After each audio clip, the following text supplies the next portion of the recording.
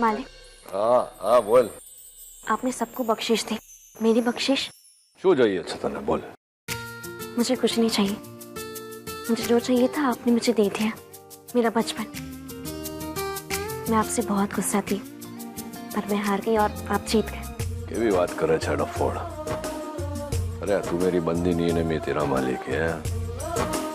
तेरे मेरे बीच में हार जीत की बात कहाँ से आई?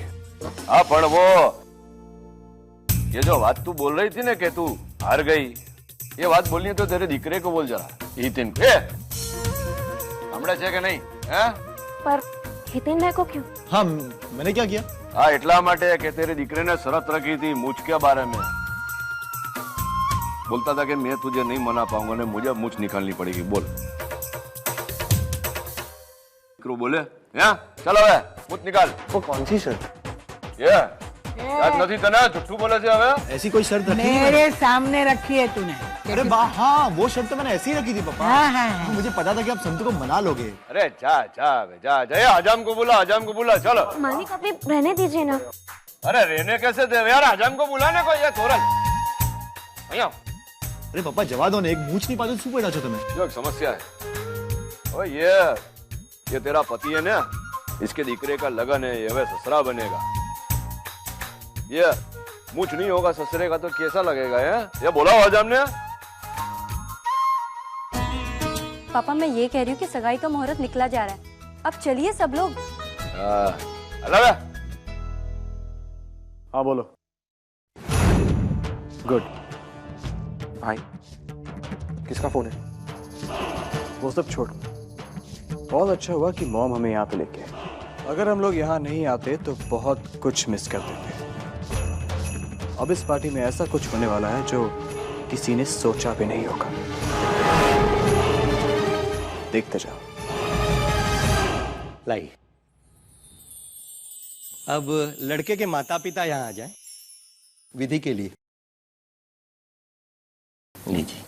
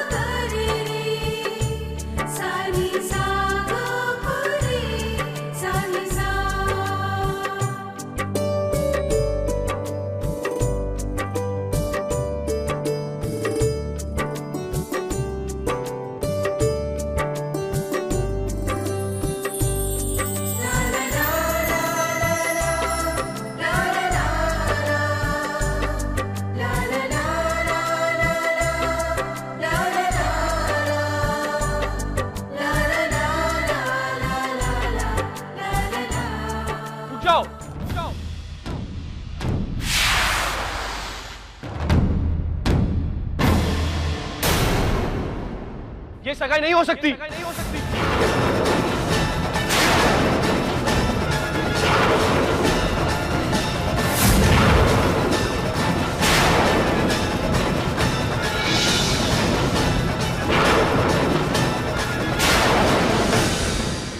शू काम आवियो यहाँ?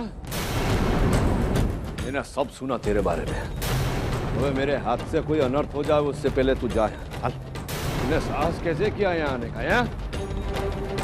साहस तो इस लड़की ने की है। एक शादीशुदा औरत दूसरी शादी कैसे कर सकती?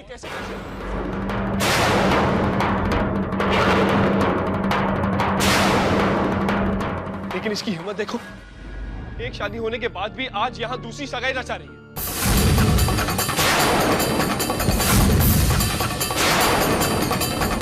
ये देखिए,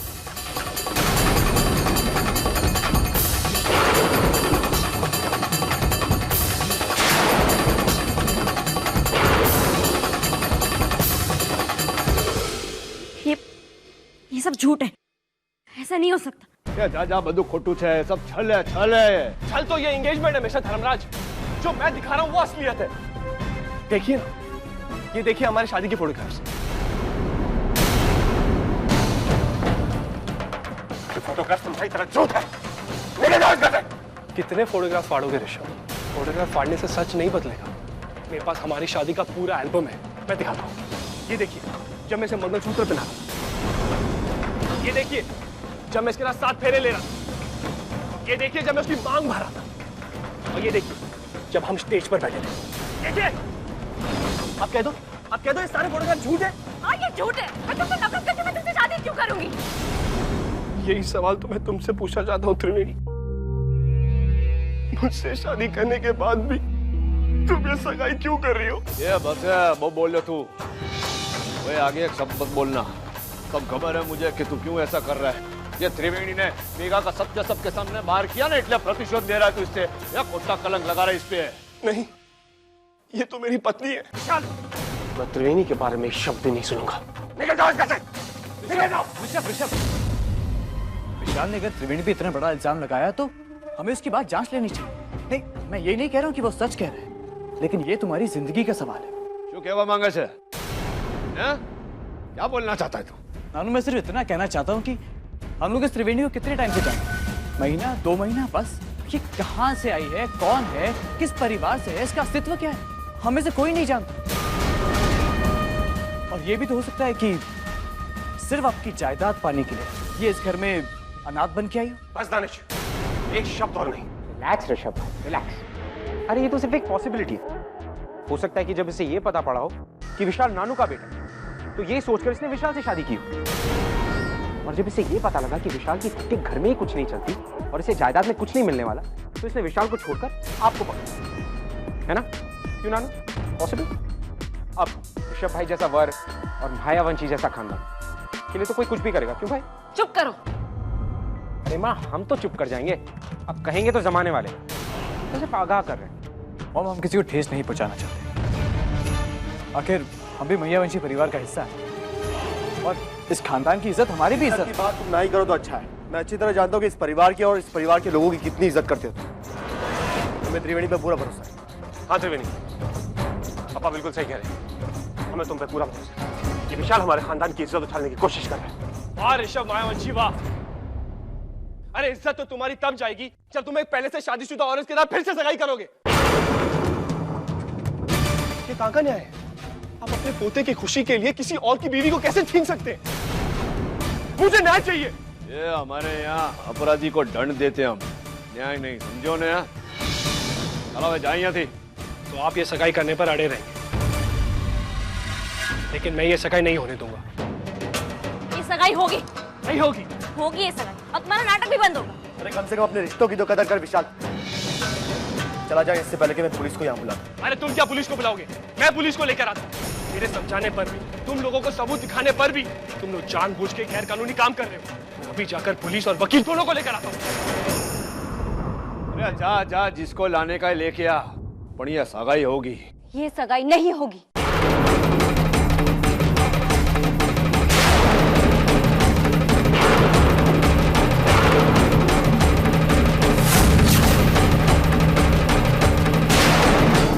ये क्या कह रही तोरल? तुम्हें त्रिवेणी पर भरोसा नहीं है? भरोसा तो राम जी को भी सीता माँ पर था संतु, पर उन्हें समाज की सुननी पड़ी थी। अग्नि परीक्षा देने के बाद भी सीता माँ को त्यागना पड़ा था। मैं मानती हूँ कि हम सबका त्रिवेणी पर विश्वास है, और उसी विश्वास के लिए कह रही हूँ कि ये सगाई नहीं होगी। अरे जब विश्वास है तो सगाई क्यों नहीं हो सकती तोरल? हितेन, धर्मपुर के मामले में कभी पुलिस नहीं आई और आज भी नहीं आएगी। मैं नहीं चाहती हूँ कि मेरी होने वाली बहू पर कोई कीचड़ उछाले। वो इस घर में तभी आएगी जब वो साबित करेगी कि विशाल का लगाया हुआ हर इल्जाम झूठा है। इसने कहा कि मेरी होने वाली बहू के साथ इसकी शादी हुई है, और कुछ लोगों का ये कहना है कि त्रिवेणी लालची है, जायदाद पाने के मकसद से इस घर में आई है। तो त्रिवेणी के सर से हर उस इल्जाम को हटना होगा। त्रिवेणी हमारे घर की बहू जरूर बनेगी, पर तब जब समाज उसकी पवित्रता मानेगी और ये भी समझ लेगी कि जो विशाल ने किया वो सारा ढोंग था, जो सारे सबूत दिखाए वो सारे झूठे हैं। इसने त्रिवेणी के माथे पे कलंक का टीका लगाया ना, और अब त्रिवेणी अपने मांग में ऋषभ के नाम का सिंदूर तब भरेगी जब त्रिवेणी के माथे से कलंक का ये टीका हट जाएगा।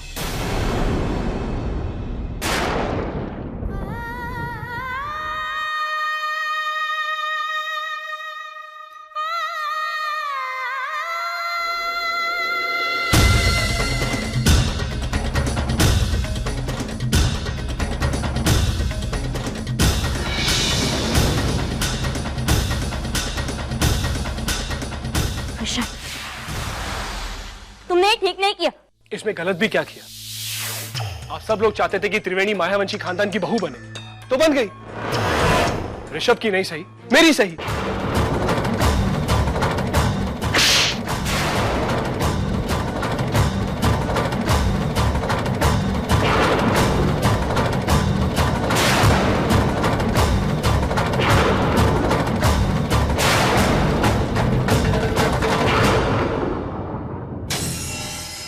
यह रहा मेरा दूसरा गाल।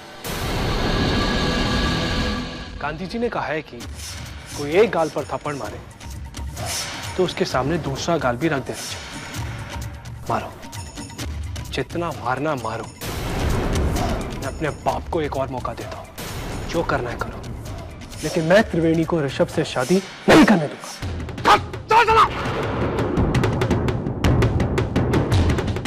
तो रहने तो मारी ना किस्तान है।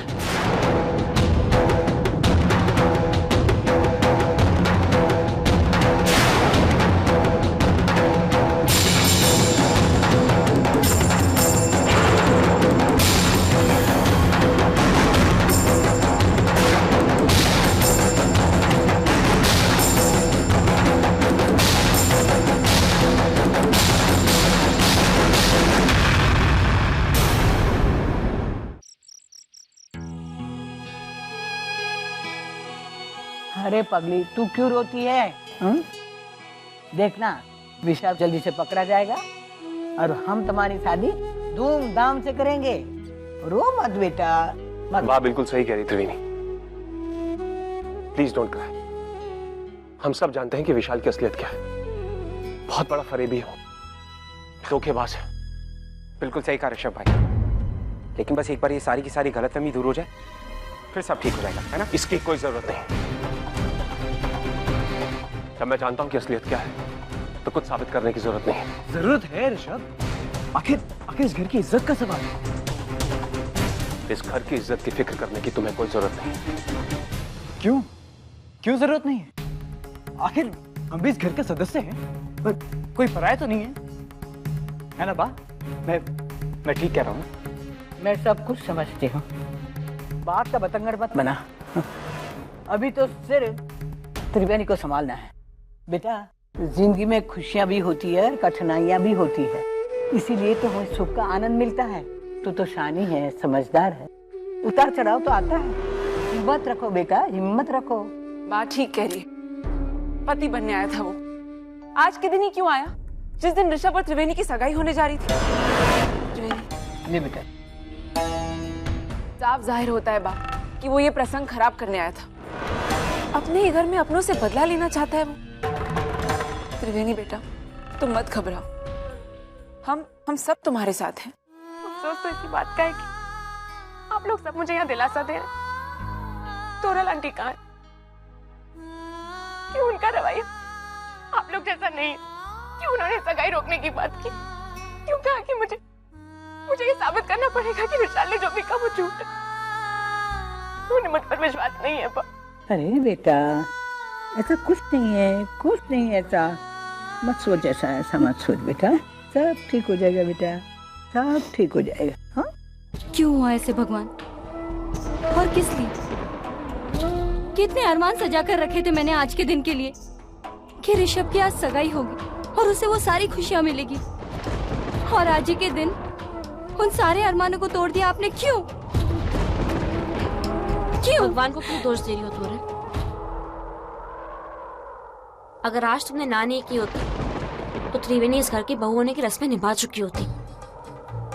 ना तुम आज आंसू बहाती होती, ना त्रिवेणी का दिल टूटता। मुझे आज ना करनी पड़ी संतु, क्योंकि हमारी होने वाली बहू के माथे पे कलंक का टीका इसी घर के बेटे ने लगाया है। और ऋषभ की तरह विशाल भी इसी घर का बेटा है ना संतु? विशाल इस घर का बेटा है, पर वो इस घर के विरुद्ध है। वो इस घर की मान मर्यादा तोड़ना चाहता है, इस घर के सम्मान को तोड़ना चाहता है। और इस घर की मान मर्यादा और इज्जत बनी रहे, इसलिए मैंने सगाई से इनकार कर दिया। मैं दुनिया वालों को मौका नहीं देना चाहती कि कोई भी मैयावंशी परिवार की ओर उंगली उठाए। इसलिए तुमने त्रिवेणी को अस्वीकार लिया? अस्वीकार? जिसने एक बार पहले हमारे परिवार का मान बचाया हो, उसे मैं अस्वीकार करूंगी संतु? और मैंने ये कब कहा कि त्रिवेणी और ऋषभ की सगाई होनी ही नहीं चाहिए? बस कुछ ही दिनों की मोहलत मांग रही हूँ ताकि हम ये साबित कर सके कि महियावंशी परिवार के मान पर कोई चोट नहीं लग रही है। तुमने देखा ना संतू, उसके पास फोटोज थे। वो केवल तस्वीर है तोरल, और वो तस्वीरें झूठी है। मुझे त्रिवेणी पर पूरा भरोसा है, और तुम जानती हो ना विशाल झूठा है। उसे सिर्फ धमकी देनी आती है, वो कुछ नहीं कर सकता। हमें इस वक्त ऋषभ की भावनाओं के बारे में सोचना चाहिए, त्रिवेणी के भविष्य के बारे में सोचना चाहिए। मैं वही तो सोच रही हूँ संतू कि कैसे मैं अपने होने वाली बहू के माथे पे से कलंक का टीका हटाऊं, कैसे मैं पुरावे के साथ सबका मुंह बंद कर सकूं। सब कुछ भूल जाओ, सब कुछ नजरअंदाज कर दो। भूल जाऊं? जब सामने ठोस सबूत है तो मैं कैसे नजरअंदाज करूं संतू? मैं उस परिवार की बहू हूँ जहाँ न्याय को जीवन से ऊपर माना जाता है। अगर मैंने विशाल के सबूतों को नजरअंदाज किया और ऋषभ की शादी करा दी तो दुनिया तो यही सोचेगी ना कि ऋषभ की खुशियों के लिए मैंने इस खानदान के बेटे विशाल के साथ अन्याय किया। आज जो कुछ भी हुआ है ना, उससे अगर किसी ने कुछ खोया है तो वो है त्रिवेणी ने। अपना नाम, अपना मान। मैं चाहती हूँ कि न्याय मिले त्रिवेणी को, एक औरत को। अगर विशाल ने कुछ धोखा किया है तो उसे दंड जरूर मिलेगा, लेकिन उससे पहले हमें कुछ समय मिलना चाहिए ताकि हम त्रिवेणी को निष्कलंक साबित कर सकें। आप सही कह रही हैं तोरल माँ, मुझे अब आपसे कोई शिकायत नहीं, क्योंकि एक औरत के लिए उसकी इज्जत सबसे बड़ी होती है।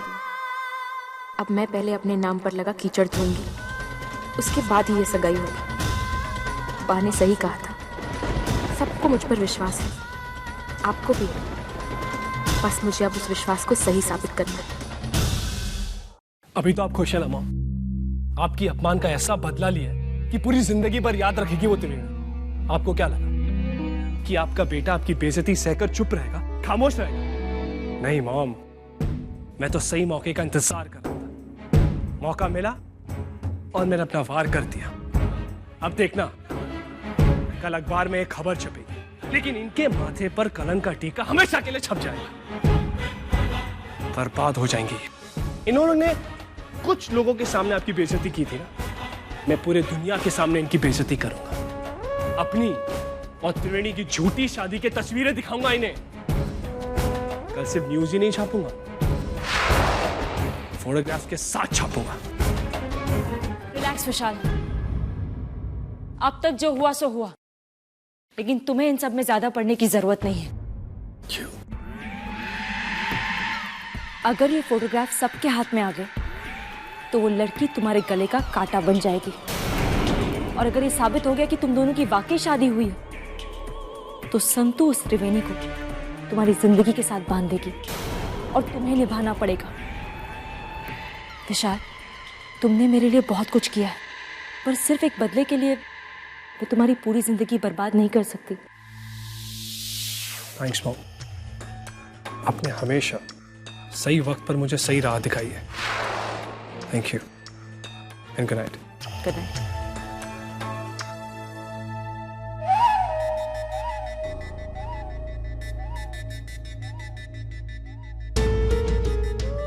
Hello, Gujarat weekly. दिलीप पे मेघा मेहरा बोल रही हूँ। एक स्पाइसी न्यूज है, तुम इसे फ्रंट पेज न्यूज भी कह सकते हो। ऑफ कोर्स फोटोग्राफ्स के साथ भेजूंगी, लेकिन हेडलाइंस कुछ इस तरह होनी चाहिए। धर्मपुर के मालकिन का अधर्म, गुजरात गौरव संतू धर्मराज मायावंशी ने अपनी पोती की शादी एक शादीशुदा लड़की से कराने की कोशिश की। मैं तुम्हें सारे डिटेल्स भेज रही हूं, लेकिन ये कल की फ्रंट पेज न्यूज होनी चाहिए। बाय। अब मायावंशी परिवार का नसीब बदलेगा, या यूं कहो कि उनका नसीब बर्बाद हो जाएगा और मेरा आबाद हो जाएगा। Thank you Vishal.